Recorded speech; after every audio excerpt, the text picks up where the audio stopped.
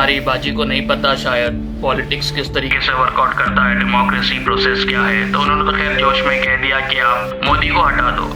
बरसात के मौसम में कई मेंढक बाहर आके टिर टिर कर रहे हैं। ये मेंढक जहर उगलते हैं, इनसे बच के रहें। इनके पास दिन भर मजलिस की माला जपने के अलावा कोई काम नहीं है। ये नोकिया जैसी शक्ल वाले लोग अक्सर आईफोन जैसी ओल्ड सिटी को चाइना मोबाइल बताते हैं। हमारी माँ बहनों को अनपढ़ बताने वाले ये लोग अपने तालीमी मयार की दलील दे रहे हैं कि ये असल में कितने जाहिल हैं। मोदी को हटाने का मुतालबा करने वाली हमारी एक बहन को इस जाहिल ने बताया कि आप कुछ नहीं जानती। मोदी को हटा दो, बस की बात, आप वोट डाल दो, सब बढ़िया चलता। मोदी को हटा देना, आप आना।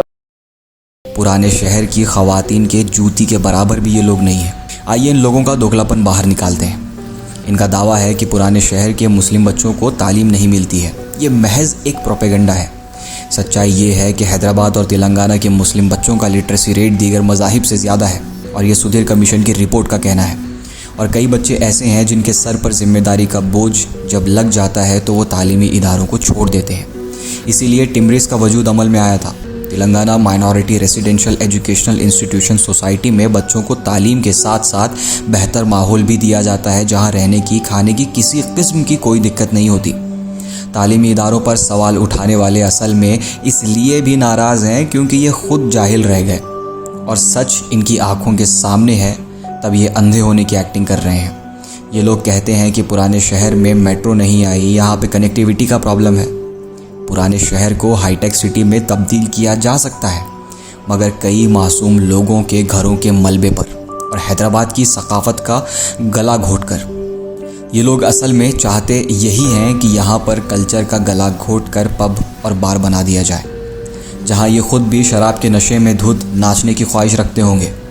इन लोगों की मिसाल थूक कर चाटने वाले लोगों की सी है, क्योंकि ये मोदी विरोधी अपने आप को बताते हैं मगर उसी तंजीम के लिए काम करते हैं जिसके सर मोदी की जीत का सहरा जाता है। ये कौम के दलाल बने बैठे हैं और चंद सिक्कों के लिए सोशल मीडिया पर झूठ का गजरा पहने मुजरा करते हैं, मगर अवाम को बेवकूफ़ समझने वाले ये लोग भूल गए हैं कि हैदराबाद की अवाम इनकी सोच से ज़्यादा मजबूत हौसले और समझ रखती है। सुन्नी शिया के नाम पर मुसलमानों में इंतशार पैदा करने वाले ये लोग अपना ज़मीर सस्ते दामों पर बेच चुके हैं। मजलिस का काम बोलता है तो ये लोग बहरे हो जाते हैं। बैरिस्टर असदुद्दीन ओवैसी जब भगवा साजिशों के ख़िलाफ़ बोलते हुए पार्लियामेंट में दिखाई देते हैं तब ये लोग अंधे हो जाते हैं। जब मजलिस हाथ में चमचा लिए अवाम को खाना परोसती है तो ये लोग उसे खंजर बताते हैं। ये महज मजलिस के नाम पर भौंकने वाले वो कुत्ते हैं जिनके गले में उन्हीं भगवा साजिशों का पट्टा पड़ा है। मजलिस अवाम की मोहब्बतों के शानों पर है, जिसे ऐसे लोग गिराने के महज ख्वाब देख सकते हैं। तरक्की का ये कारवान, मोहब्बतों की ये तिजारत मजलिस हमेशा जारी रखेगी।